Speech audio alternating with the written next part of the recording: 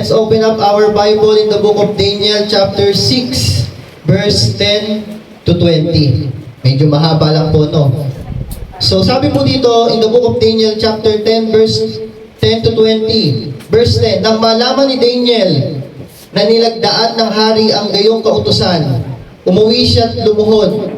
Siya't nanalangin at nagpasalamat sa kanyang Diyos, sa isang silid sa itaas ng kanyang tirahan, sa may bukas na bintanang nakaharap sa Jerusalem. 3 beses niyang ginawa ito sa maghapon gaya ng kanyang kinaugalian. Verse 11, ngunit binabantayan pala siya ng kanyang mga kaaway.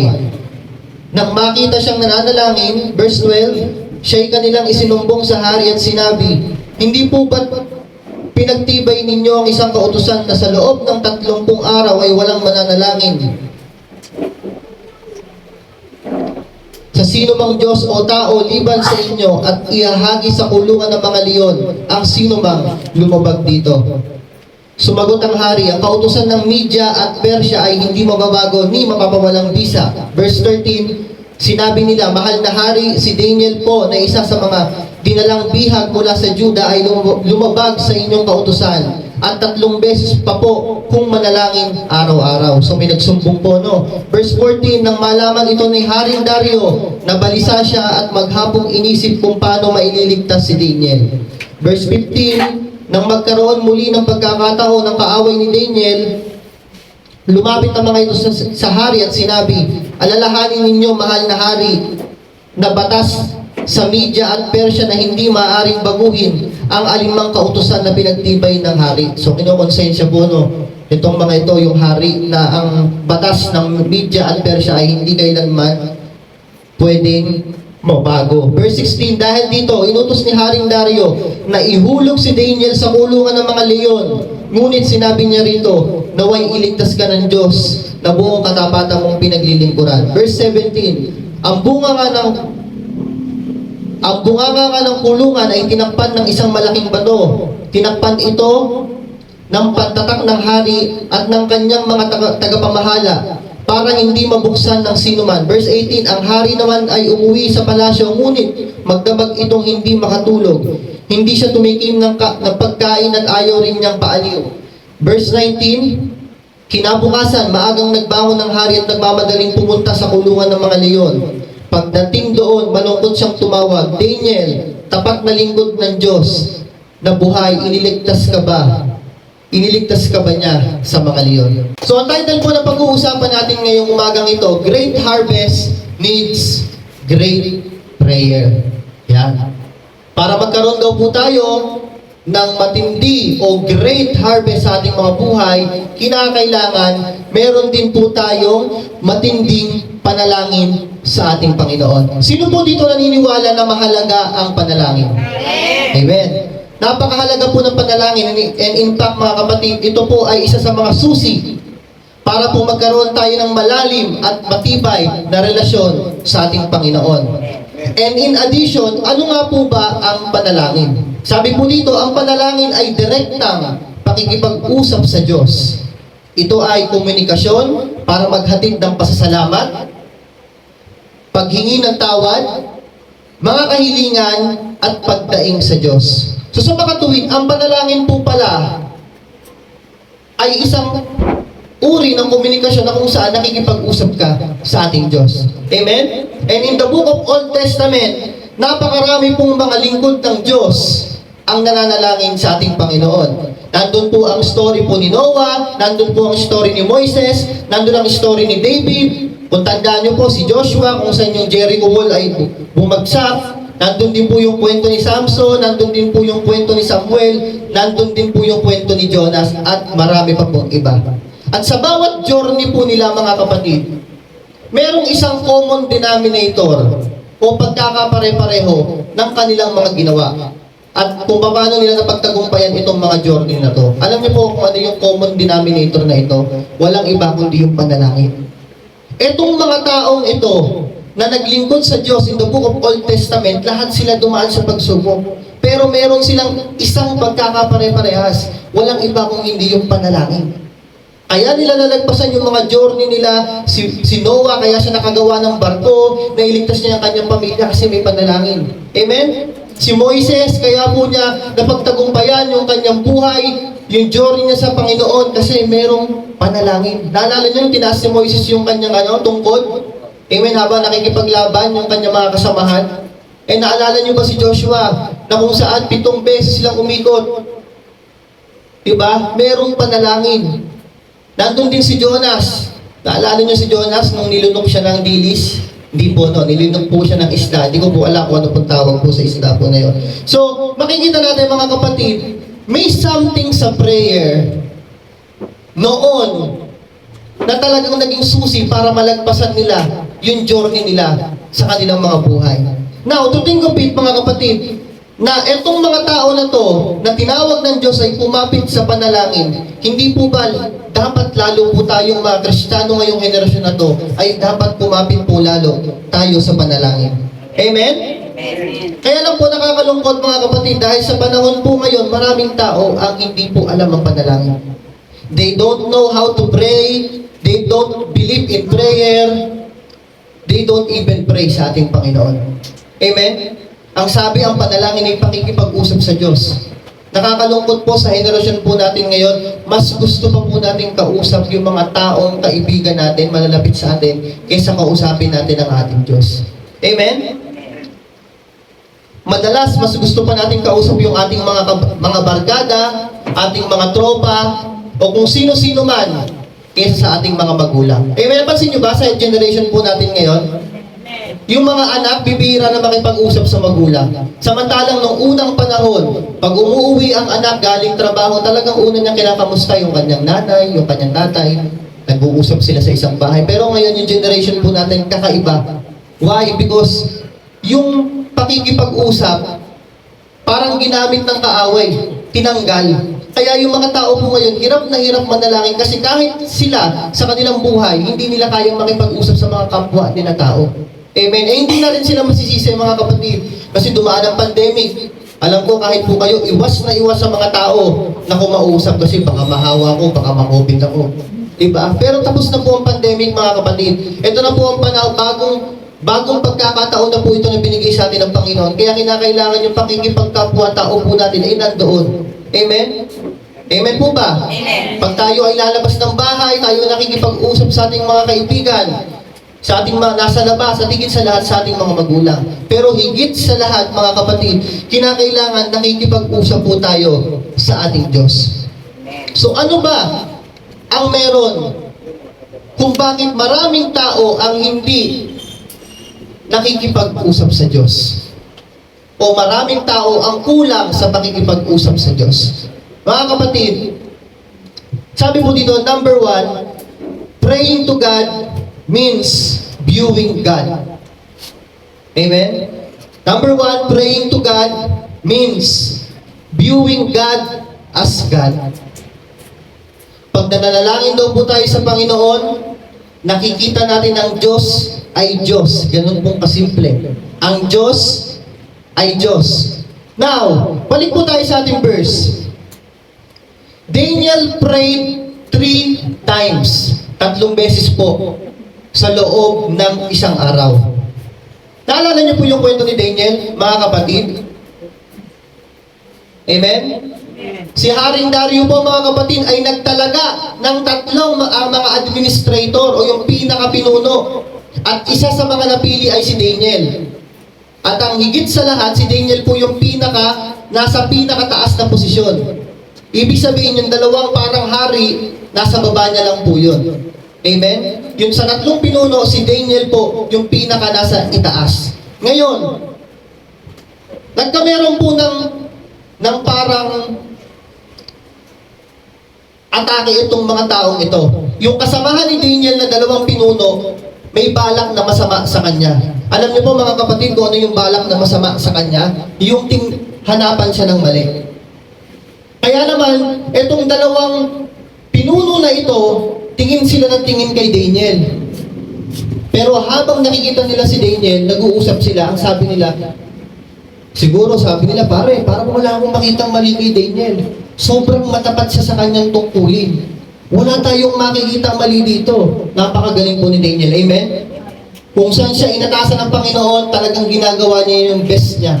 Kaya naman, ang sabi ng dalawa, alam ko na, baka meron tayong pwedeng maging butas sa Kanya sa panalangin. Kaya naman sabihin natin sa mahal na hari na magbigay o maglagdaan itong batas na ito, kumbaga sa ating batas sa Pilipinas, yung magbigay ng Republic Act na bawal manalangin sa loob ng 30 araw. Amen? Alam naman natin na si Daniel ay nananalangin 3 times a day, mga kapatid. Kaya naman, tuwang-tuwa itong dalawang pinuno na ito nung sila ay nakalapit sa hari at nilagdaan ng hari yung kanilang request. O sige, walang mananalangin o sasamba sa ibang Diyos, walang mananalangin, sasamba sa inyong mga bahay sa loob ng 30 araw. Selyado, approve. Alam niyo ba mga kapatid ng mga sinaunang panahon, once na may seal ng hari ang isang batas, hindi ito pwedeng baliin. Amen? Hindi po katulad dito ngayon, na pag may batas, parang ang dami nagre-reklamo, may nagwe-welcome pa. Di ba mga kapatid? Pero nung unang panahon, once na approve na yan ng hari, hindi na po yan pwedeng mabalik. Amen? Kaya naman tuwan-tuwa itong dalawang pinuno na ito. Ngayon, nalaman po ni Daniel na nilagdaan ng hari na bawal manalangin. Ibig sabihin ng hari, meron siyang kaharian. Amen? At ibig sabihin, pag ikaw ay nasa kaharian, kailangan mong sumunod. Kasi ikaw ay alipin, ikaw lang ay tauhan ka ng mga hari. Kaya naman mga kapatid, nung nalaman ni Daniel na nilagdaan ng hari, yung request ng mga pinuno na ito na walang mananalangin sa loob ng 30 araw, ano pong ginawa ni Daniel? Umuwi siya ng bahay. Amen? At ang sabi ng scripture, nanalangin siya at lumuhod. Katulad ng ginagawa niya dati. 3 beses sa isang araw niyang ginawa ito. Amen? Anong meron kay Daniel? Bakit niya naisip na manalangin kahit na pinagbawalan na siya? Amen? Hindi ba niya alam na maaaring yung gagawin niya ay pwedeng maging kapalit nito ay ang kanyang buhay? Amen? Now, isipin niyong mabuti mga kapatid, anong kaisipan meron si Daniel? Bakit kailangan niyang gawin ito?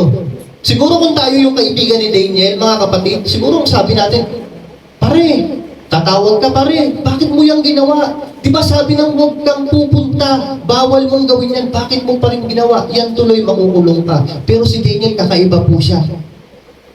Alam niya ng bawal, alam niya ng pinagbawal, pero ginawa niya pa rin para mapapurihan po ang ating Panginoon. Amen? Why? Because number 1, he view God as God. Kilala niya kung sino ang kanyang Diyos. Amen? Hindi siya natatakot sa kamatayan, hindi siya natatakot sa parusa dahil kilala niya ang kanyang pinaglilingkuran. Amen? Kaya maraming mga Kristiyano, maraming mga tao, hindi masyadong importante sa kanila yung panalangin kasi baka mamaya hindi po nila kilalang kilala yung Diyos na pinaglilingkuran po nila ngayong henerasyon na ito. Amen? Ngayon mga kapatid, gusto ko pong ipaalala sa inyo na yung Diyos po ni Daniel noon na nagligtas sa kanya sa bibig ng mga leon ay Diyos din po natin sa henerasyon po natin ngayon. Amen. Amen? Kaya tanong ko po sa inyo mga kapatid, kamusta po kayo? How are you? Sabihin mo sa iyong katabi, how are you? How are you? How are you? Paano ba natin nakikita ang panalangin ngayon? Do we see it as an important as our clothes? Ibig sabihin, nakikita ba natin ang panalangin ay parang damit? Na pag-aalis ka araw-araw, kinakailangan nagpapalit ka din araw-araw. Ganun ba natin nakikita ang panalangin? Na pagka everyday gumigising ka, dapat kailangan ka ding manalangin. O nakikita lang natin ito, o do we see it as our last resource? O nakikita lang natin ang panalangin pag huli na, pag nandyan na yung problema, pag nandyan na yung pagsubok, pag nandyan na sa emergency room si nanay o si tatay, doon lang tayo mananalangin. Amen. Mga kapatid. Or rather, the right question o ang tamang tanong is, kamusta po kayo sa Panginoon? Nakikipag-usap pa po ba kayo sa Panginoon? May time pa po ba kayo para makipag-usap sa Kanya? Mga kapatid, it is the question na kayo lang po ang makakasagot. Kasi kayo lang po at ang Diyos ang nag-uusap. Amen? Mga kapatid, kaya po, si Daniel, ready siya for the consequences na kahit pinagbawalan siya, gagawa pa rin siya ng paraan para magkaroon ng komunikasyon sa Diyos. Kasi higit na mahalaga ang Diyos niya. Natin din ngayon, o Diyos si Daniel, kaysa sa kanyang buhay. Amen? So, anong mindset po meron si Daniel? Alam niya kung kanino siya naglilingkod. And to remind us mga kapatid, yun nga, paulit-ulit. Kinakausap ni Daniel sa panalangin, gumagawa siya ng paraan sa kanyang buhay para makausap ang Panginoon. Alam po niya kung sino ang ating Diyos. Amen? So mga kapatid, tayo din po sa ating buhay. We must view, dapat nakikita natin kung paano nakikita ni Daniel ang Panginoon, dapat ganun din natin siya nakikita. Amen? Amen? Sino po ba ang ating Diyos? He is the God that saved Daniel from the lion. Amen? Sino po ba ang ating Diyos? He is our Creator, the King of Kings and Lord of Lords. Sino po ba ang ating Diyos? Siya ang dakilang manggagamot. Amen? Sino po ba ang ating Diyos? Siya yung gumabay sa mga Israelita para makatawid ng ilog Jordan papunta sa lupang pangako. Amen? Siya ang Diyos na nag-alay ng kanyang buhay para mailigtas lang po tayo. At sa biyaya at habag niya, nakakapaglingkod po tayo ngayon. Amen? Mga kapatid, walang iba kundi ang ating Panginoong Hesus. And this is a reminder, mga kapatid sa atin, na kinakailangan, kung merong may kilala sa Diyos, higit ikaw kaysa sa mga kaibigan mo o sa mga kabarkada mo. Ikaw dapat yung higit na may kilala sa ating Panginoon. Amen? Kaya mga kapatid, ako po nalulungkot pag ang panalangin na di-disvalue. Amen? Walang value yung panalangin. Madalas, mas gusto pa natin kausap talaga yung mga taong makikinig sa ating problema, yung mga taong aayon sa ating mga problema. Kasi alam natin, pagka sa Diyos tayo kumausap, diba? Pag magsusumbong ka sa iyong kaibigan, sasabihin mo, si nanay sobrang higpit, si nanay di ako binibigyan ng baon, si nanay ganto, si tatay ganto. Pero pag lumapit ka pagka narinig ng kaibigan mo yun, nakasabihin ng kaibigan mo, oo nga, ba't ganyan yung nanay mo? Diba? Pero pag sa Diyos ka lumapit, nakipag-usap, ang ibibigay sa yung verse ng Diyos, mahalin mo ang magulang mo. Amen? Baka kaya ayaw makipag-usap ng mga generation ngayon sa Diyos kasi yung feelings nila ay parang feeling nila hindi accepted doon sa pinagagawa ng Diyos sa buhay natin ngayon. Amen? Pero mga kapatid, lahat ng ginagawa o inuutos ng Diyos ay para sa ikabubuti po natin. Amen. Amen? Kaya mga kapatid, prayer is essential. Kinakailangan ng bawat Kristiyano, ang bawat tao ay may panalangin. At mangyayari lang po ito kung nakikita nila na ang Diyos ay Diyos ng mga Diyos, Hari ng mga Hari. Ang Diyos na gumawa ng mga ibon sa himpapawid, ang Diyos na gumawa ng mga isda sa dagat, ang Diyos na gumawa ng mga hayop. Amen? Amen. Dapat ganun po natin makita. And gusto ko pong ipatotoo yung sarili ko sa inyo, mga kapatid. Dati rin po ako hindi nakaka-perfect ng panalangin. Dati rin po akong hindi nakaka-attend talaga ng mga activity sa mga panalangin po na yan. Mga activity ng churches. Pero sa biyaya at habag ng Panginoon, simula po na naging coordinator ako, binago po ng Diyos ang aking buhay. Every year po, almost magti 3 years na po, may perfect po ako. Lagi po ako nakaka-attend sa prayer work movement po. Amen? Kung ako man ay mag-mintes, talagang bibihira lang po. Pero hindi katulad ng dati na isang beses na sa isang taon maka-attend ng prayer works. Ngayon po, mga kapatid, every week, nasa prayer works po kami, nananalangin, magkakasama, nagkakaisa sa aming Panginoon. Amen? So bakit po ganon? Kasi po nasa akin po yung susi. Amen? Pag wala po ko, wala po magbubukas na susi. No? So hindi po, joke lang po yun. Palakpakan po natin ang ating Panginoon. So, kinakailangan mga kapatid, kilala natin ang ating Diyos. Amen? Ang tanong ko po sa inyo, kilala niyo po ba ang ating Diyos? Amen. He is the reason kung bakit po tayo nandito. Amen? Ang Diyos natin ngayon, siya ang rason kung bakit tayo nakakasurvive ngayon. Amen? Ang Diyos natin ngayon, siya ang rason kung bakit meron tayong peaceful na buhay ngayon. Amen? Ang Diyos natin ngayon ang dahilan kung bakit tayo nakakatayo dito sa congregation na to, dito sa church na ito. Amen? Reminder lang mga kapatid, hindi po tayo nakakatayo dahil po sa ating galing. Nakakatayo po tayo dahil sa habag at biyaya na binigay ng Diyos po sa atin. Amen? So kinakailangan makita natin kung paano nyo nakikita yung inyong mga Christian partner, yung inyong mga asawa na bilang magagandang lalaki at importanteng tao sa buhay ninyo. Kinakailangan ganun din nyo po makita yung Panginoon po sa inyong buhay. Amen? Amen po ba? Kung paano si Sister Ray nakikita niya yung kanyang asawa, mahal na mahal niya, ganun nyo din po dapat makita ang ating Panginoon. You must view your God as a God. Maraming tao kilala lang ang God sa pangalan, pero hindi nila lubos na kilala ito sa kanyang mga kayang gawin. Amen? At ako, naniniwala ako mga kapatid, kahit hindi ko po kayo tanungin, marami na pong mga prayer kayo na sinagot ng Diyos. Amen. At itong mga prayer na to, kung nagawa ng Diyos noon, ang tanong ko po sa inyo, hindi po ba mahirap sa Kanya para gawin ngayon ulit yung mga panalangin pa na inaantay niyo sa Kanya? Amen? So palakpakan po natin ang ating Diyos. So number 2, sabi po dito, prayer will draw us near to God. Ang panalangin ay nilalapit tayo sa ating Panginoon. Napansin niyo po ba kung bakit 3 beses si Daniel nanalangin, mga kapatid? It is because he experienced that the more he pray, the more he get close sa ating Panginoon. Habang siya ay patuloy na nakikipag-usap sa Diyos, lalo niya itong nakikilala. Amen? Kaya ito sa mga ito yung kwento di ba? Mga kapatid, yung may mga asawa na po ngayon, bago kayo meron ng asawa, di ba kinilala nyo rin yung mga inyong asawa?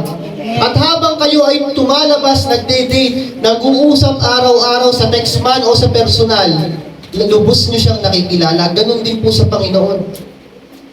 Amen? The more you pray to God, the more na nagiging ka-close mo siya. Pansinin niyo po yung mga kumari ninyo na hindi nyo na nakakausap. Di ba hindi nyo na masyadong ka-close? Why? Kasi bakit? Lumalayo na kayo sa isa't isa May mga responsibilidad na kayong kanya-kanya. Kaya yung dating pagkakaibigan, hindi na ganun katulad ng dati. Na kung saan ka matutulog, nandun din siya. Na kung anong iinumin mo, yun din ang iinumin niya. Na kung anong toothbrush mo, baka yun din ang toothbrush niya. Amen, mga kapatid? Pero ngayon, iba na po.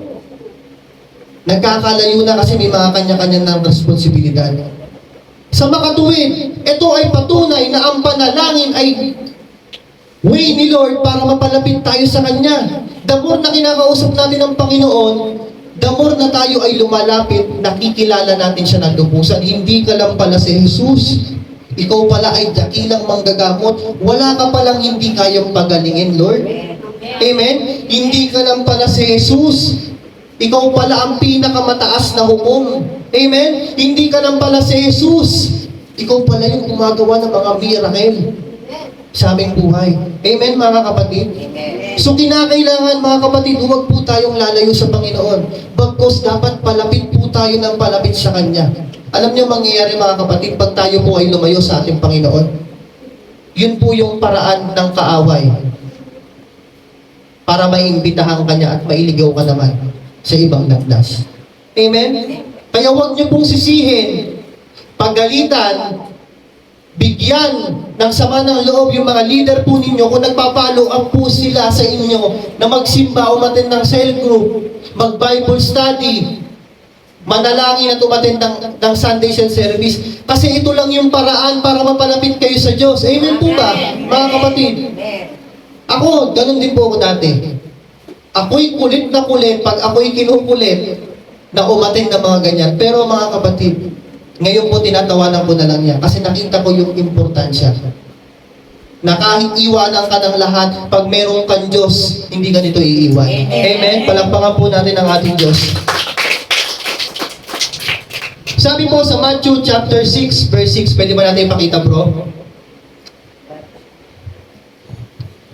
Sabi po dito, ngunit kapag mananalangin ka, pumasok ka sa iyong silid at isara mo ang pinto. Saka ka manalangin sa iyong ama na hindi mo nakikita. At ang iyong ama na nakakakita ng ginagawa mo ng lihim, ang siyang magbibigay sa iyo ng gantimpala. Mga kapatid, your personal devotion and prayer will draw you near to God. Personal, hindi po corporate. Mga kapatid, ang pag-attend ng simbahan ay okay po. Amen? But biblically, sinabi in the book of Matthew chapter 6 verse 6, na kung ikaw ay mananalangin, pumasok ka sa iyong bahay, sa iyong silid, which is yun yung ginawa ni Daniel. Hindi po sinabi ng verse na pag ikaw ay mananalangin, pumunta ka ng church, umattend ka ng 5 a.m., umattend ka ng prayer gathering, doon ka manalangin. Hindi po sinabi, why? Because ang gusto ng Diyos yung one-on-one kang mananalangin sa Kanya. Amen? Mga kapatid, biblically, it is the way para makilala natin ang lubusan ang ating Panginoon. So, anong meron sa verse na ito? Bakit kinakailangan sa dami-dami ng lugar na papanalanginan? Bakit sa bahay? Why? Kasi yung bahay, doon po kayo tinalaga ng Panginoon. Yung bahay, doon po walang distraction.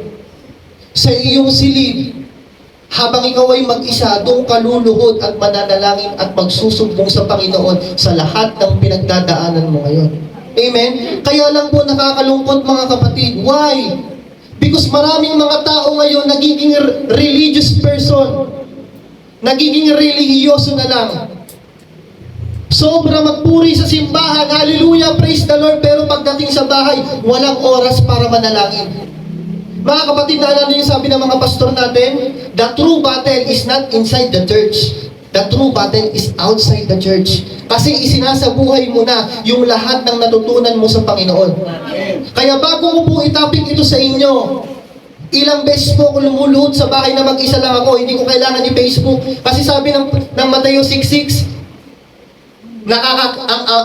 ang iyong ama na nakakita ng ginagawa mo ng lihim, hindi mo kailangan ipagmalaki, hindi mo kailangan ni Facebook Live. Kasi personal mong relasyon yun sa Diyos. Amen? Kaya mas effective ito, sinasabi, etong uri ng panalangin na ito yung way para mas makilala mo ang Lord. One-on-one po kayo. Okay po yung corporate, maganda po yan mga kapatid. Nakakapagpalakas po yan sa atin. Pero wag na wag po kayong papayag na Lunes hanggang Biyernes, hindi po kayo nakakapanalangin sa Panginoon. Kaya ako po na feeling ko bukod sa tumatanda ako, feeling ko tumatanda po ako kasi bakit? The more na nagpe-pray ako sa bahay, the more yung mga ginagawa ko sa bahay, yung mga Bible ko, inaayos ko. Ito yung Bible ko, inaayos ko dito, lalagay ko dito yung devotion ko, ito yung aking Sharpie, ito yung aking mga panulat. Amen, kasi po may panalangin eh. Amen? Pero pag ang isang tao walang panalangin sa bahay, hubad dito, hubad dyan, lagay dito, lagay dyan, yung Bible nasa ilalim na ng kama, hindi na po makita. Uhugutin na lang paglinggo, tapos pupunasan, tapos pupunta ng church. Pagdating ng Lunes, iiwanan ulit yung Bible. Tingnan nyo po mga kapatid, kung kayo po ay may mga Bible po sa inyong mga bahay, tingnan nyo po yung Bible nyo kung naiisod sa pwesto. Baka mamaya po nung linggo, dala-dala mo, hawak-hawak mo siya, tapos nung nilagay mo sa isang lamesa, nakaganyan pa rin pagdating ng Biyernes, ibig sabihin hindi nyo po nahahawakan. Hindi nyo po nababasa. Mga kapatid, sabi ni Pastor last week, hindi po may pwede na ikaw lang ang nakikipag-usap sa Diyos. Kailangan tumutugon din siya sa'yo. Kasi tama ka naman, napakahirap po kausapin ng isang tao o isang kausap nang hindi po nakikipag-usap sa'yo.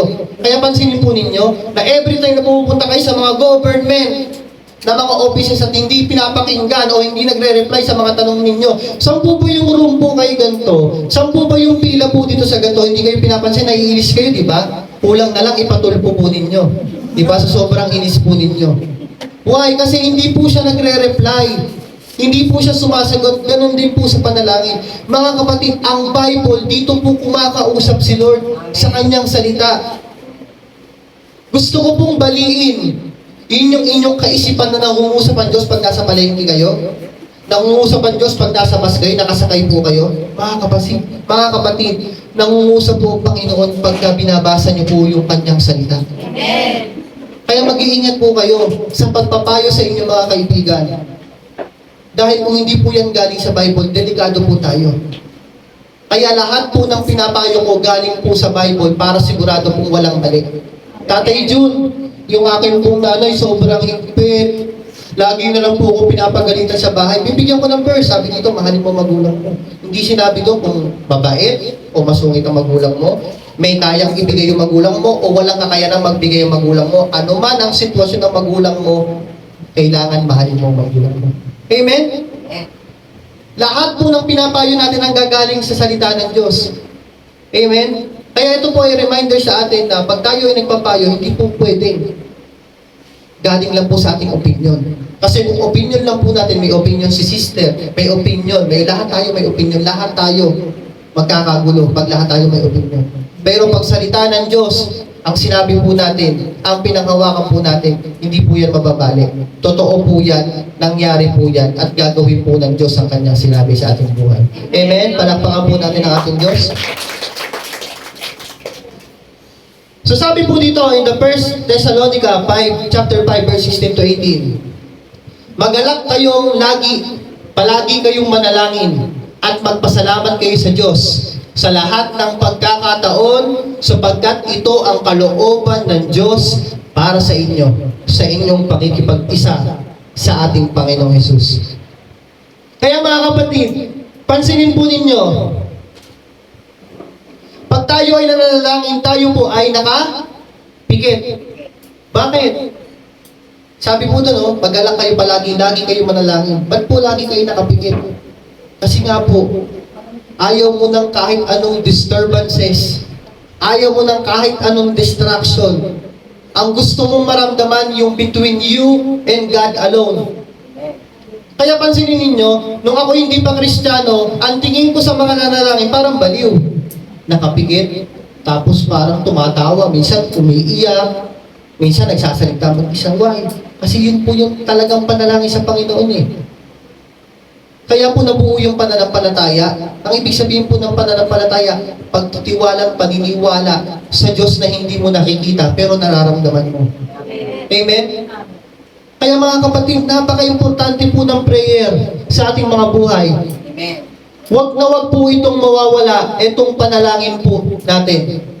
Ito ang maglalapit sa atin, sa ating Diyos, para lubusan po natin siyang makilala. Kung gano'n nyo po ka-close ang inyong mga kaibigan, dapat na higit na ka-close nyo po ang ating Panginoon. You are ready to preach the Word of God. Ready ka anytime. Amen? Ready kang ipagmalaki ang taong nagbigay sa iyo ng biyaya at habag. Ang nagkatawang tao, walang iba kundi ating Panginoong Hesus. Kaya po, ako, mga kapatid, nagpapatotoo po ko sa inyo. Nung pinalakas ko po yung panalangin ko, naintindihan ko po, mas naramdaman ko po ang Panginoon. Kasi pwedeng Kristiyano ka, active ka sa church, pwede hindi ka nanalangin. Tama po ba? Pwede. Pero again, you will not be judged by others. Kaya-kaya mong itago yung hindi mo pananalangin, kaya-kaya mong itago yan. At magpakita sa tao na nanalangin ka talaga. Pero mga kapatid, kung gagawin po natin yun, hindi lang po natin sarili yung niloloko natin, niloloko po natin ating Panginoon. Sapagkat lahat ng ginagawa natin, lahat ng nasa isip natin, lahat ng nasa puso natin, ay alam po ng Diyos. Amen? Kaya ito po ang pinaka-nakakatakot sa aming mga preacher. We cannot preach the Word of God na hindi namin ginagawa. Hindi namin pwedeng i-preach sa inyo ang isang bagay na kami mismo wala kaming patotoo. Kaya nung naging coordinator po ako, na-challenge po talaga ako. Kailangan meron akong devotion, nakakahiya. Baka mas marami pang sense si sister, si brother Emo kaysa sa akin. Coordinator ako. Amen? Hindi ako nakikipagkompetensya, but nakikita ko kung ikaw ang tinalaga ng Diyos sa posisyon na yan, sa mga ministry na yan, kinakailangan, dyan ka magliwanag, dyan ka mag-ilaw. Amen. Amen? Amen. Hindi lang po tayo nananalangin para po sa reward ng Panginoon. At ako po, very blessed ako mula pa lang pagpunta ko dito. Why? Kakabasa ko lang po ng ating Bible reading, magkaroon daw tayo ng pananampalataya na kasing laki ng buto ng mustasa. Amen? Amen. At nakikita ko po sa inyo yun. Na kahit na maraming kulang, dito, pero still binibigay niyo yung the best ninyo. Amen. At yung mga kulang, ang Diyos ang nagpupuno nito. Amen. Amen? Kaya kanina sa worship team at sa bawat congregation na ito, gusto ko pong sabihin sa inyo na mabalat po kayo kaysa sa mga church na malalaki pa. Why? Because the presence of God is here, mga kapatid. Amen? Hindi tinitingnan ng Diyos kung meron kang gitara, meron kang drums, ang tinitingnan ng Diyos yung puso mo. Yun ang hindi nakikita ng iba na kailangan niyo pong maintindihan. Kaya wag niyo pong ikakahiya ang templong ipinagkaloob po sa inyo ng Diyos. Darating po ang panahon na itong templo na to, mga kapatid, magkakaroon ng sariling building. Darating po ang pagkakataon, yung mga prayer ninyo, magkakameron po ng sagot yan. Amen? Lahat ng paghihirap nyo, kasi ang Diyos na nagpaplano, mga kapatid. Ginuguhit ng Lord yung testimony ninyo.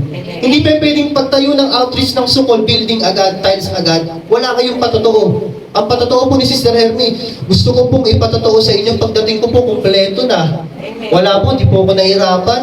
Pagdating ko po, 12 agad disciple ko. Tapos pa nag-cell group ako, kahit tulog po ako, nag-cell group po sila. Wala pong magandang patotoo pagka ganun. Mga kapatid, ang isang senyales na may parating na blessing ang Panginoon sa atin pag dumadaan ka na sa problema. Kasi lahat po ng dumaan sa problema, in the book of Bible, sa dulo nito, may blessing na kapalit sa kanila. In the book of Daniel, nagkameron ng malaking problema si Daniel. Anong naging problema niya? Inihulog siya sa kuta ng mga leon. Pero doon na-experience niya yung God's power. Kaya number 3, mga kapatid, prayer will allow us to experience God's power. Sa panalangin, mararanasan po natin ang kapangyarihan ng ating Diyos. Mga kapatid, nang dahil sa panalangin, naranasan ni Daniel ang kapangyarihan ng Diyos sa kanyang buhay. Sabi ng verse 24, mga kapatid, babasahin ko po dito, sa verse 24, ang mga nagbintang kay Daniel ay ipinahulog ng hari sa kulungan ng mga leon, pati ang kanilang mga anak at asawa. Hindi pa sila halos sumasayad sa kulungan, ay nilapa na sila ng mga leon. Mga kapatid, the good news is, after ni Daniel na ilagay sa mga kulungan ng leon, pumatok ang hari. Ang sabi ng hari, Daniel, anak ng Diyos, niligtas ka ba ng iyong Diyos na pinagsisilbihan? Ang sabi ni Daniel, mabuhay ang hari, iniligtas po ako ng aking Diyos. Wala pong nangyari sa akin sapagkat nagpadala po ang Diyos ng anghel na nagpatikom sa bibig ng mga leon. Miracle. Himala po ito, mga kapatid. Kaya number 3, prayer will allow us to experience God's power. Naranasan po ni Daniel yung kapangyarihan ng Diyos sa kanyang buhay ng dahil po sa panalangin. Amen? Mga kapatid, ang panalangin ang naging dahilan kung bakit si Daniel ay napunta sa isang sitwasyon na maaari siyang mamatay. Amen? Pero ang panalangin din ang naging dahilan para makilala niya, ma-witness niya, makita niya mismo yung kapangyarihan ng Diyos. Wow, praise the Lord, hindi ako nagkakamali. Ang Diyos na pinapapanalangin ko ay buhay. Siya ang nagligtas. Amen? Ano kaya nangyari doon, mga kapatid, sa loob ng kuta ng leon? Naamoy pa lang ng leon si Daniel. Parang kakaiba to ah. Hindi natin to pwedeng lapain. Baka tayo ipatayin ng ating Diyos na lumikha sa atin. Amen? Mga kapatid, it is ang book of Daniel, itong Daniel, the Lion of Prudence, ito isa sa mga pinaka-popular na mensahe in the book of Bible, especially po dito sa Old Testament, na hindi po dapat natin kalimutan. Maaaring sasabihin ng iba, itong kwento ni Daniel ay para sa mga bata lamang. Pero higit ito para sa mga matatanda at katulad po natin. Amen? Pinatunayan ng Diyos ni Daniel na siya ay makapangyarihan at niligtas siya sa mga leon. How much more po ngayon sa Diyos na pinagsisilbihan natin? Amen? Iba po ngayon. Yung panalangin po ngayon, hindi ka po dadalhin sa kulungan. Amen?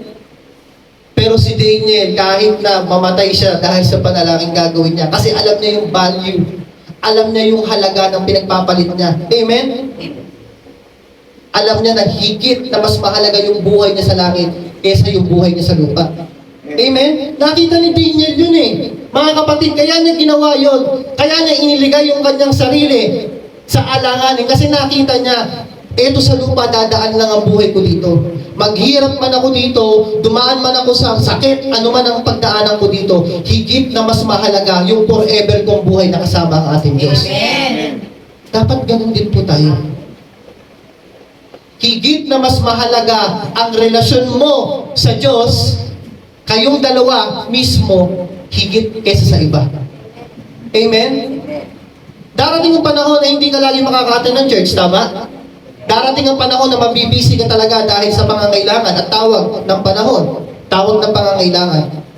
Kaya meron tayong personal prayer at devotion. Amen? Darating ang panahon na si Sister Hermie hindi palaging nandito. Amen? Darating ang panahon na ikaw na lang at ang Panginoon. Kaya kinakailangan magpalakas po tayo sa Panginoon eh. Amen. Kinakailangan magpatatag po tayo sa Panginoon. Kasi hindi habang buhay yung kasama mo ngayon, kasama mo sa dulo ng journey mo. Amen? May mga tao sa buhay mo na dadaan lang, sasamahan ka lang for a certain time para matulungan ka sa journey mo, pero hihiwalay din sila sa iyo. Amen. Parang mga cell leader po natin. Tinulungan tayo sa schooling, sinasamahan tayo sa schooling, pero pag cell leader ka na, okay, ikaw na. It is your journey now, and God, kayo ng dalawa. Amen? Kaya mga kapatid, huwag po kayo magtatampo kung bakit hindi tayo pare-parehas, magkakaiba po tayo. Iisa lang ang hahantungan natin. Iisa lang ang end of journey, pero iba-iba po tayo ng istorya ng ating buhay. So do not compare your life sa iba. Bakit siya ganito? Bakit yung Diyos niya gano'n nagbibigay sa kanya? Kasi iba yung plano ng Diyos sa iyo, iba yung plano ng Diyos kay sister, iba yung plano ng Diyos sa akin. Pero ang pinakadulo niyan, pare-parehas po tayo, yung buhay na walang hanggan na kasama po natin ng ating Diyos. Amen? Palakpakan po natin ang ating Diyos.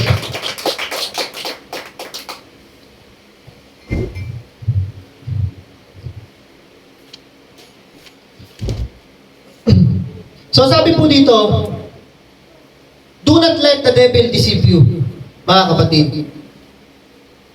Madalas,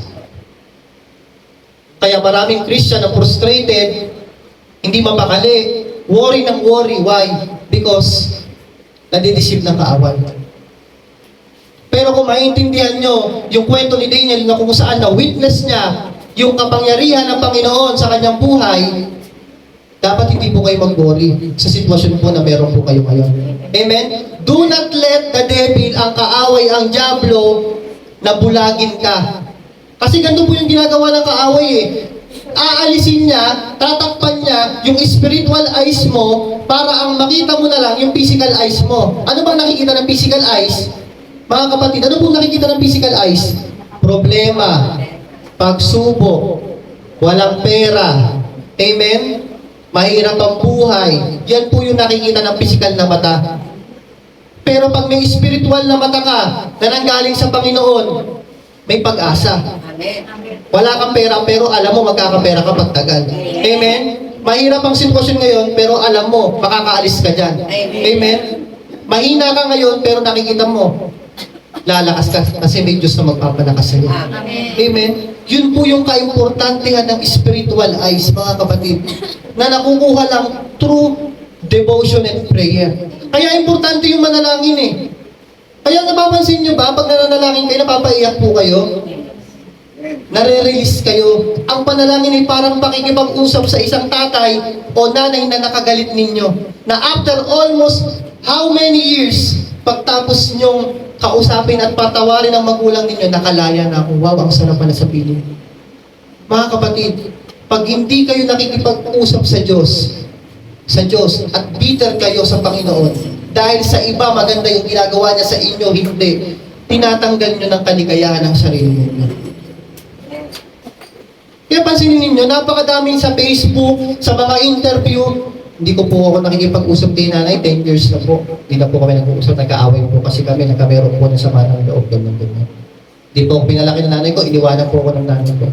Pero mga kapatid, masarap pala sa pakiramdam na mailahad, masabi yung iyong hinanaing, yung iyong mga kagustuhan, makahingi ng tawad sa taong nakagalitan mo. Amen? Ganun din sa Panginoon eh. Kasi hindi tayo perfecto mga kapatid. Nagkakamali at nagkakasala tayo, nagkukulang tayo. At kung hindi tayo lalapit sa Diyos, paano natin mailalahat? Kaya ang sabi, isa sa mga maling panalangin na ginagawa ng mga Kristiyano, yung hindi niya sinasabi lahat sa panalangin. Amen? Mga kapatid, ang Diyos ay hindi po genie. Na pag nananalangin tayo ay lagi po tayong request ng request. Amen? Ang Diyos po natin ay Diyos ng mga Diyos, hari ng hari. Higit na siya po may alam ng makakabuti po para sa atin. Amen? So palakpakan po natin ang ating Diyos. Sabi in Jeremiah chapter 33 verse 3, pwede ba natin makita bro? Kung mananalangin ka sa akin, tutugunin kita at ipapahayag ko sa iyo ang mga bagay na dakila at mahiwaga na hindi mo pa nalalaman. Eksaktong-eksakto sa nangyari sa buhay ni Daniel. Kung mananalangin ka sa akin, tutugunin kita at ipapakita ko sa iyo yung mga bagay na hindi mo pa nakikita o nalalaman. Di naman alam ni Daniel na siya ay ilalagay dun sa Hindi naman niya alam ni Daniel na ililigtas talaga siya ng Diyos dun sa kuta ng leyon Amen? Pero pinakita ng Diyos yung kapangyarihan niya sa buhay ni Daniel. Mga kapatid, alam ko po may mga question kayo sa inyong buhay na matagal na po kayo nananalangin. Brother June, matagal na po ako nananalangin, hindi po tinutugon ng Diyos yung mga panalangin po sa akin. Mga kapatid, again, marami po sa inyo ang nagpe-pray sa Panginoon pero hindi nyo makita ang sagot. Kasi huwag nyo pong tingnan ang Diyos na parang genie. Na parang every time na magre-request ka, gusto mo bukas yung prayer mo, okay agad. Gusto mo next week yung prayer mo ay answered agad. Mga kapatid, ako po ay Kristiyano for almost 10 years na po dito po sa JCLM. Marami po akong mga panalangin na nasagot at marami din po akong mga panalangin na hindi nasagot ng Panginoon. May mga bagay po ako na mga pinanalangin na nakuha, pero may mga bagay din ako na nakuha na hindi ko pinanalangin. Amen? Mga kapatid, bakit po kaya hindi natin nakukuha minsan yung mga prayer na nire-request natin sa Panginoon? Bakit po? Why? Kasi hindi po natin alam. Kung pipilitin mong sagutin yung bagay na hindi mo alam, mababaliw po tayo mga kapatid. 10 yung prayer request mo, 5 doon hindi tinugon ng Diyos, hindi natin alam kung bakit hindi niya tinugon. Mga kapatid. Amen? Amen. Hindi natin alam kung bakit hindi tinugon ng Diyos yung mga prayer request natin, pero alam natin na may plano siya sa atin at siya ang higit na may alam ng makakabuti para sa atin. Amen? Kaya mga kapatid, sabi po dito in Jeremiah chapter 29 verse 11, ito, alam na alam niyo po ito. For I know the plans I have for you. Madalas ang tinitingnan natin, declares the Lord, plan to prosper you, not to harm you. Plans to give you a hope and a future. Pwede po bang basahin natin? Sabay-sabay po tayo. 1, 2, 3. For I know the plans I have for you, declares the Lord. Plans to prosper you and not to harm you. Plans to give you hope and a future. mga kapatid, madalas nababasa natin itong verse na ito. Pero we need to become sensitive sa mensahe ng Panginoon na ito. Kailangan ang basahin nyo, for I know the plans, sabi ng Panginoon, alam ko ang plano ko sa iyo. Kaya meron kang prayer request na 10, 5 doon tinugon ng Diyos, 5 hindi. Kasi alam ko yung plano ko sa iyo. Maaaring hindi mo anak alam yung plano ko sa iyo. Pero ako ang may higit na alam ng plano ko para sa iyo. Amen? Kasi nga pag ang tao pilit inalam yung kaalaman ng Panginoon, magiging pantay na yung kaalaman ninyo. Magiging kapantay mo na si Lord. Kaya maraming tao, pilit na binabasa yung Bible, inaalam for the history sa mga nag-umpisa ang mundo, hindi nila matuklasan. Why? Kasi binabasa ang Bible hindi para sa history purpose. Binabasa ang Bible para mabago, matransform yung ating mga buhay. Amen? Kaya napakadami scientists, hindi nila matuklasan, nasan si Lord? Hindi nila makuha yung exactly. Kasi dun kaya nabuo yung word na pananampalataya para maniwala at magtiwala ka sa Diyos na hindi mo nakikita pero nararamdaman mo. Amen? Mga kapatid, kaya ang buhay po natin ay parang lapis. Sabi mo sa iyong katabi, lapis, pakita po natin yan. Plastic. Ang buhay po natin ay parang lapis. Anong meron sa lapis? Ipinang susulat. Amen? Ipinang susulat. Anak Gemma, pwede bang kunin mo sa bag ko yung lapis? Na dyan, meron dyan. Ang lapis po ay ipinangsusulat. Amen? Amen. Lahat naman po tayo ay nakahawak ng lapis. Amen. Amen? Pag ang doktor ang may hawak ng lapis, amen? Pag ang doktor po ang may hawak ng lapis, ano pong sumusulat o nagiging kwento? Di ba puro reseta? Diba? O, minom ka ng Nanay Hermie, inom ng gamot ha, 3 times a day. Diba pag doktor, o Kuya Emong ha, Biogesic, palagi. O, Brother J. Marlo, Bitusin. Pag doktor ang may hawak. Pag mekaniko ang may hawak ng lapis, bili ka nito bro ha, may sira ang sasakyan mo. Doon ka bumili sa may parehan, mura pyesa doon. Amen, di ba? Pag estudyante ang may hawak ng lapis, puro mga school homeworks, math, science, etc. Pag artist ang may hawak, baka nagdo-drawing yan. Amen, mga kapatid. So, anong purpose ng lapis? Ipinang susulat ng kwento. Yun yung kwento ng buhay nila, yung doktor nag-aano siya. Pero pansinin ninyo mga kapatid, sa bawat kwento na sinusulat ng lapis na ito, meron bang nagkakamali? Meron. Nagkakamali ang doktor, kaya po may pambura. Para burahin yung pagkakamali. Ganun din po sa inyong mga buhay. You are not defined by your mistake. Hindi porket nagkakamali ka, wala ng burahan, meron pang bura po. Na yung pagkakamali mo last week, last year, pwede pa pong maitama yan dahil buhay ka pa, binibigyan ka pa ng pagkakataon ng Panginoon. Amen. Amen? Burahin niyo po, mga kapatid. Kaya makikita po natin, nagkakamali ang doktor, nagkakamali ang mekaniko, nagkakamali ang estudyante, at marami pang tao, pero pwede nilang maitama yung kanilang pagkakamali. Kasi ang buhay ay katulad ng isang lapis, may pambura, mga kapatid. Ganon din po mga kapatid sa journey po natin sa ating Panginoon. Madalas, yung journey natin sa Panginoon, pinapakialaman natin ng ating Diyos. Sabi sa book of Jeremiah, for I know, alam ko yung plano ko sa iyo Anak, sabi ng Panginoon, for I know the plans I have for you. Pero ang ginagawa po minsan natin, pinapakialaman natin yung plano ng Diyos sa atin. Inuunahan natin siya. Ang panalangin natin laging, gusto ko po nito, bigyan niyo po ako ng ganyan, sana po ganito. Instead ang ipanalangin natin yung katulad ng panalangin ni Brother Aris kanina, mangyari po ang kagustuhan mo, Panginoon, sa aking buhay. Amen. Amen? Mga kapatid, kaya po, prostrate ang mga tao, ang mga Kristiyano. Why? Kasi every time they pray, they are asking God na parang ang Diyos ay isang genie. Nakulang na lang ang gusto nila, ang Diyos ang sumunod para sa kanila. Lord, ito, request ko ngayong taon na 10 ito, dapat 10 din, bago matapos kundi, magtatampo ako sa iyo, pagka hindi naka-10. Diba? O yan tuloy binigay sa iyo, isa lang. Tampo tuloy. Diba? Isa lang inasagot Amen mga kapatid? Amen. Kaya mga kapatid, sabi po dito, bakit kaya dun sa 10 prayer, minsan 5 lang, mga kapatid, minsan 3 lang, minsan 2 lang, minsan 1 lang. Tapos po dito lahat may mga prayer.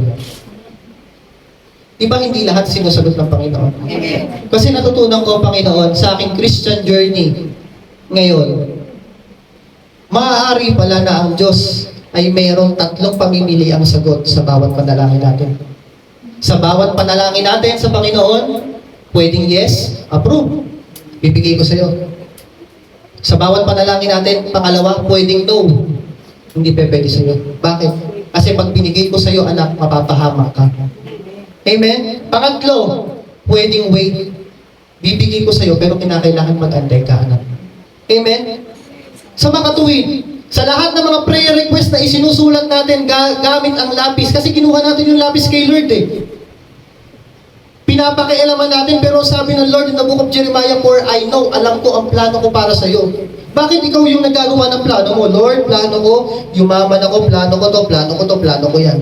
Kinukuha mo yung lapis sa Panginoon tapos ikaw ang nagsusulat Pero ang good news, kaya hindi natutugon ng Panginoon yung iba niyong panalangin kasi binubura ng Panginoon Bakit niya binubura? Kasi baka makakasama sa inyo.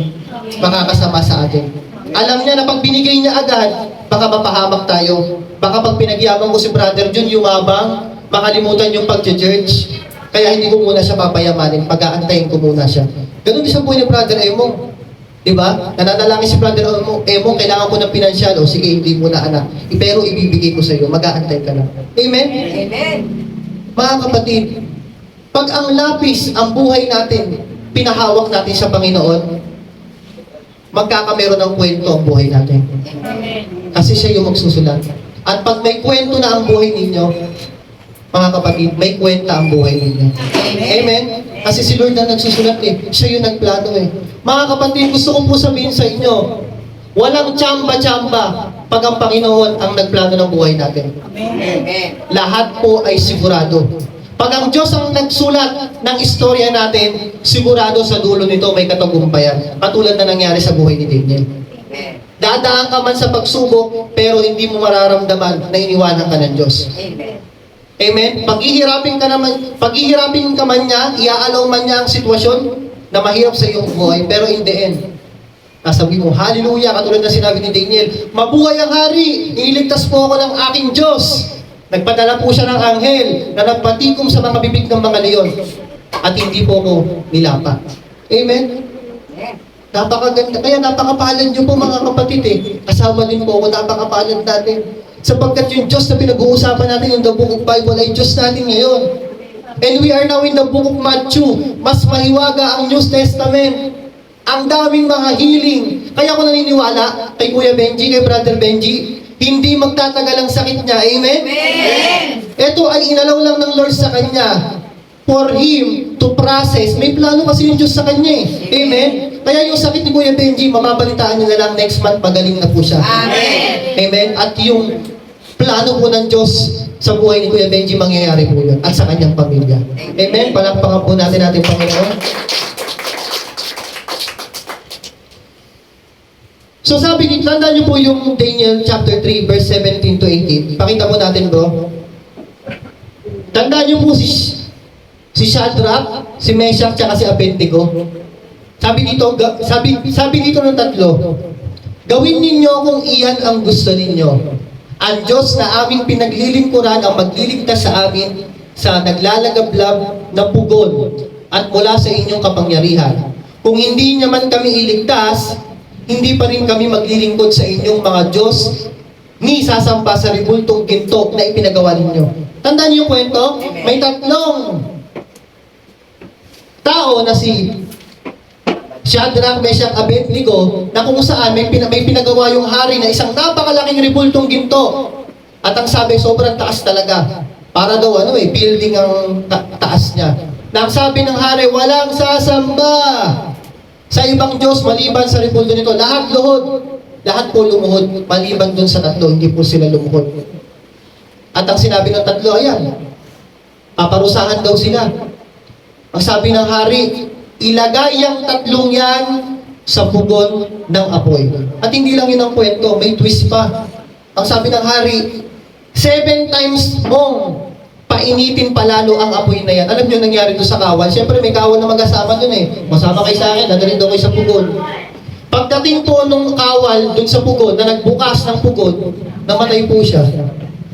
Kasi sobrang init po eh. Pinalakas siya ng 7 beses eh. So paano makakasurvive itong tatlong to? Na kung yung kawal mismo namatay, na hindi naman siya yung dapat ilalagay doon, itatali doon, paano siya nakasurvive? Tingnan niyo yung faith ng tatlo. Anong sabi niya mga kapatid? Kung hindi man niya kami iligtas, hindi pa rin kami maglilingkod sa inyong rebulto. Tandaan niyo number 1 major point natin. Kilala nila yung Diyos na pinaglilingkuran nila. And number 3, na-experience nila yung kapangyarihan ng Diyos. Inilagay sila sa pugon ng apoy, nagulat ang hari, nung tuwan-tuwa yung hari, tinitingnan niya, okay, sinusunog na yung mga pasaway, mamamatay na rin sa wakas. Biglang napamalik mata yung hari, nakita niya, bakit 4 yung sinusunog? Di ba 3 lang yung pinadala ko? Bakit yung isa mukhang anghel ng Diyos? Kinilabutan yung hari. At paglabas ng 3 dun sa pugon ng apoy, wala silang galos for the record. Wala silang sugat, wala silang sunog, kahit isa. Anong ginawa ng buong tao na sumasamba sa ribulto? Tinalikuran nila yung ribulto at sumamba dun sa Diyos na tinutukoy nitong 3, na Diyos din natin ngayon. Amen. Amen? That is the power of prayer, mga kapatid. Naranasan nila yung kapangyarihan ng Diyos na kahit sa naglalagablab na apoy, iniligtas sila ng Panginoon. Iko-compare po natin, mga kapatid, yung pinagdadaanan nyo sa naglalagablab na apoy. Ihamak na mas matindi yung naglalagablab na apoy na problema ni na Shadrach, Abednego ng mga panahon ngayon. Kaysa sa mga problema po na kinakaharap po natin ngayon. Amen? Alam ko, kahit hindi ko kayo tingnan, hindi ko kayo titigan, hindi ko kayo tanungin. Some of you, pagod na. Some of you talagang parang paulit-ulit na lang. Some of you parang ano na lang, parang punta-punta na lang. Mga kapatid, naranasan ko din po. Hindi madali ang journey ng isang Kristiyano. Pero kung katulad ang kaisipan natin ng tatlong ito, na kahit anong mangyari, iligtas man ako ng Diyos, i-answer man ni Lord ang prayer ko o hindi, maglilingkod at maglilingkod pa rin ako sa iyo. Amen. Amen? Kaya ako natutuwa po ako sa mga worship team ng Sugol eh. Lord, hindi mo man kami padala ng nagigitara dito, hindi mo man kami padalahan ng musika, wala man kaming music dito, maglilingkod pa rin ako sa iyo. Kakanta pa rin ako. Amen? Yun yung tinatawag na pananampalataya. Hindi kinakailangan ng instrumento ng gamit para masabi lang na, hindi ako tutugtog, hindi ako aawit kasi walang tutugtog eh. Amen? Kaya ako po, sobrang saya ko. Kanina, ramdam na ramdam ko si Lord kanina. Nag-uumpisa pa lang, kinakausap ako ni Lord. Nakakamangha po ang Sugol Outreach. Nakakamangha po ang Diyos sa buhay po ninyong lahat. Amen? Palapakan po natin ang ating Lord. Number 4 and last, sabi po dito, prayer will unlock the storehouse of God's blessing. Ang panalangin ay kaya niyang i-unlock yung nakalak na padlock ng pagpapala ng Panginoon. Yes. Hallelujah. Yes. May pagpapala sa panalangin.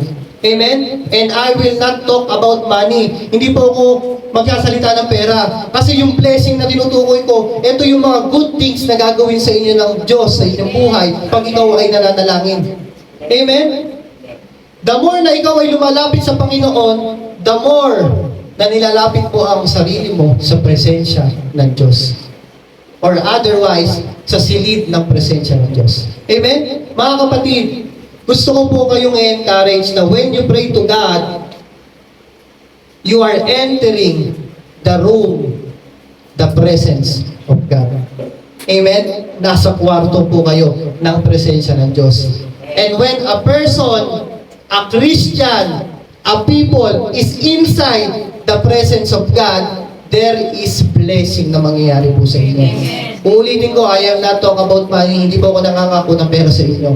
Pero may mga magagandang bagay ang mangyayari sa inyo pag nasa presensya po kayo ng ating Diyos. Amen. Ito pong lugar na ito po ay presensya ng Diyos. Yung prayer po ninyo, yun po ay presensya ng Diyos. Yung pagluhod mo sa iyong bahay, sa panalangin mo bago kayo kumain, bago ka matulog, yun ang presensya ng Diyos. At kahit sa ang lugar, kayang-kaya mo na ma-invite ang presence ng Panginoon kung gagawin mo yung panalangin.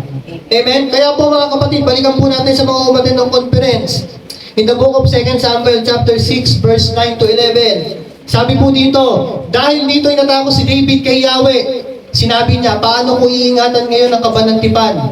Hindi niya ito mapangahasang dalhin sa lungsod ni David, kaya doon niya inihatid sa bahay ni Obed-Edom na tagagat. 3 buwan na natili roon ng kabanantipan ni Yahweh at pinagpala ni Yahweh si Obed at ang kanyang sambahayan. Mga kapatid, yung kabanantipan, ito yung presensya ng Diyos na natili doon ng 3 buwan sa bahay ni Obed-Edom. At ang good news, hindi lang yung tao na si Obed-Edom ang pinagpala ng Panginoon, buong sambahayan niya. Ibig sabihin, tito mo, tita mo, pinsan mo, pinagpala ng Panginoon. Amen? Kaya, pag tayo po ay nasa loob ng presensya ng Diyos, watch out. Yung blessing hindi lang sa'yo dadaloy, baka mauna pa doon sa kamag-anak mo. Amen? Kaya ako, hindi po ako nagsasawa to live, to enter the door sa presensya ng Diyos. Kasi kahit malayo yung nanay ko nasa Baguio, nakikita ko yung blessing ng Diyos ibinibigay sa kanila. Amen. Dalawa lang po sila sa bahay, yung kapatid ko 5 taon at yung nanay ko. Nasa Baguio po sila, malayo sa tubigan, malayo sa mga ano, pero every time kinakamusta ko sila, nakakasurvive po sila. Why? Because naniniwala ko, nananalangin ako sa Panginoon eh. Kaya yung blessing hindi lang para sa akin, para sa sambahayan ko rin, para sa pamilya ko rin. And thanks God, for how many years na kami po ay tayo lang sa Baguio, tumitira ang mother ko doon, hindi pa po sila nagkakameron ng matinding trahedya sa kanilang mga buhay. Kahit dalawa lang po sila, dumadaan man sila sa pagsubok ng kapatid ko na maliit, pero nakakasurvive po sila. Amen? So mga kapatid, ikaw po ang may susi para sa pinto ng presensya ng Diyos. Hindi po ang pastor. Kahit wala po ang leader po ninyo, kayang-kaya nyo po buksan. Kasi nasa iyo ang Panginoong Jesus, tinanggap mo eh. So yung susi, yung key, nasa iyo na. Nasa sayo na lang kung paano mo ito bubuksan at papasok sa presensya ng Diyos. Pero ang sigurado, pag nasa presensya ka ng Diyos, may pagpapala na nag-aantay para sa iyo. Amen? Sabi dito, the more you pray, the more you are closely to the great things that God has planned for you. Pag lagi ka nananalangin, lalo kang palapit ng palapit sa matinding plano o harvest ng Diyos sa iyong buhay. Amen? So huwag susuko. Amen? Kristiyano pa rin kahit anong mangyari. Naniniwala pa rin sa Diyos kahit anong mangyari. Mga kapatid, alam naman natin na walang religion na makakapag-save ng ating sarili kung di yung relasyon lang natin sa Diyos. Kaya wag na wag po natin isusuko yung relasyon natin sa ating Diyos. In the end, you will harvest lahat ng paghihirap mo kasama mo ang Lord. Amen? So palakpakan po natin ang ating Diyos. So conclusion po, anong nangyari kay David nung ginawa niya itong mga to? Itong mga bagay na mga panalangin na ito. Sabi dito, at naging matagumpay si Daniel. Si Daniel pala. Sa panahon ni Haring Dario at sa panahon ni Haring Ciro ng Persia. Palakpakan po natin ang ating Panginoon. Sino po dito gustong maging matagumpay sa kanyang buhay? Amen? So, prayer is the key. Sabihin niyo po, prayer is the key. Prayer is the key. Tayo po ay tumayo. Amen?